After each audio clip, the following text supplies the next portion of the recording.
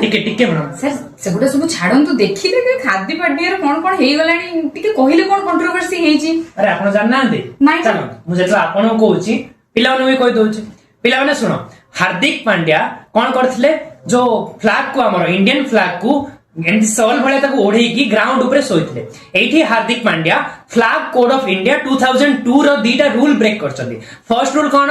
तमे केबे भी तमर जो हमर ये अछि नेशनल फ्लैग अछि सेटा सबले हमर हेड रो ऊपर रहइबो सेटा हमें कबे ग्राउंड टच होबे दबानी पानी टच होबे दबानी अर्थ टच होबे दबानी आ सेकंड कोन वायलेट करछथि फ्लैग को हमें केबे भी क्लॉथ भले यूज करबानी किंबा ड्रेप भले सॉल भले हमें एमती घोड़ेबानी से दीटा प्रिंसिपल को किए वायलेट करछि हार्दिक पांड्या तमरा वायलेट करछथि तो हार्दिक पांड्या को कहा कोटा माने को रूल अगेंस्ट ताको क्रिमिनल प्रोसीडिंग्स चलिबो तम against prevention of insult to national honours act या अनुसार हार्दिक पांड्या को 2 वर्ष जेल भी पारे नहले हेफ्टी फाइन ही पारे एटा एक्चुअली गोटे पुणे वेस्ट एडवोकेट तांको अगेंस्ट रे केस करछथि तो देखा जाऊ कोन जजमेंट आछि।